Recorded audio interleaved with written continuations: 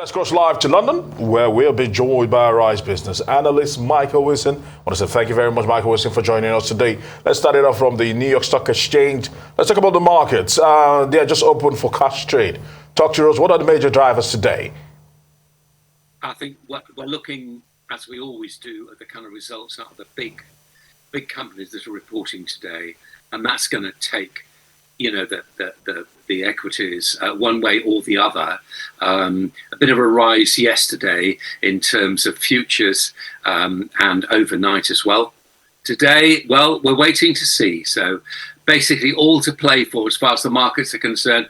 I would stress, though, that what you're seeing, however much you feel as though the market's rising on Main Street, away from Wall Street, it's always very, very different indeed. I only say this to you. I know we say it every week, but it's important to note that actually what's happening on Wall Street is nothing to do with the real economy of the United States.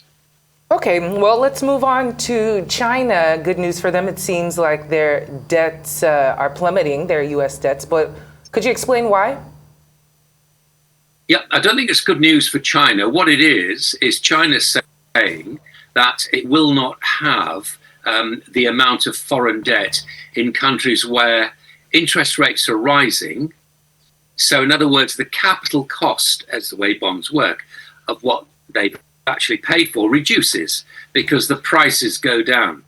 So it's not good news for China. What it is, it's a recognition of the fact that China wishes to diversify its overseas portfolio away from the United States and maybe into other countries as well.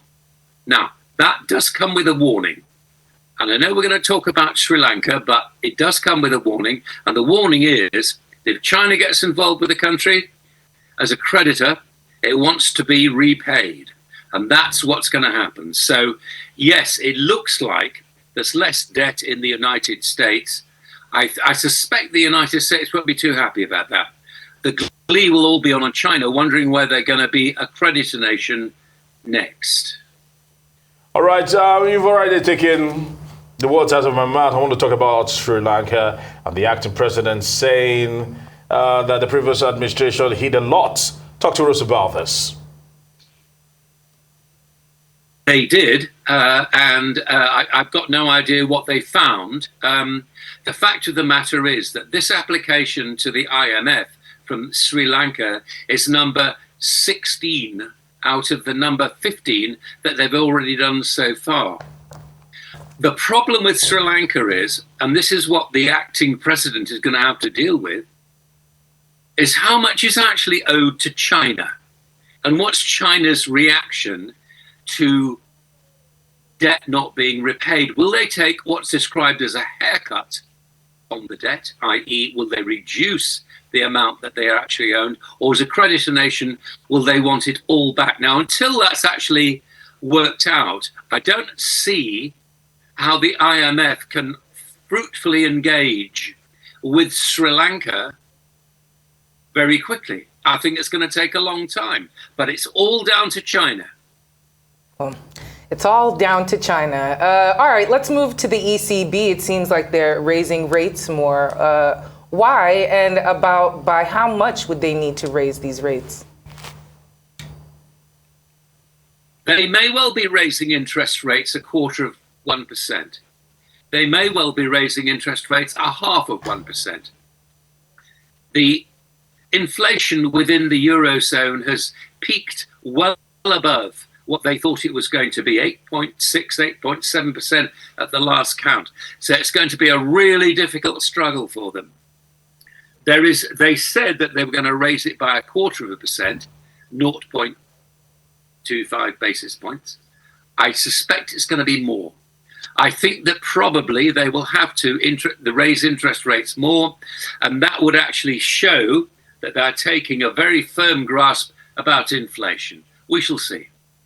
All right, we should see. But in the meantime, what are we seeing in the UK with new Chancellor set to address the City of London tonight? What will his message be? Do you have any idea? As far as the City of London is concerned, the fact that ARM are not listing, or don't appear to be listing, given their Japanese parents are SoftBank, in the City of London, will actually come as a complete blow to the City of London itself. However, it's a good excuse for Arm to list just in New York, because it costs them twice as much to list on two separate occasions, separate exchanges. So I think that what's happening as far as Arm is concerned is that we are gradually approaching an idea of not being the sort of go-to city centre that we thought we were a few years ago. And the UK may lose that Arm float. It's a big blow to City if it did. They may well lose the Arm float, as I was just saying. They may well lose it, and it may well go. In other words, SoftBank may well be the people who will take it to New York to have it floated there. Yes. All right, Michael Wilson, I want to say thank you very much for stopping by today and giving us your business insight on Newsday.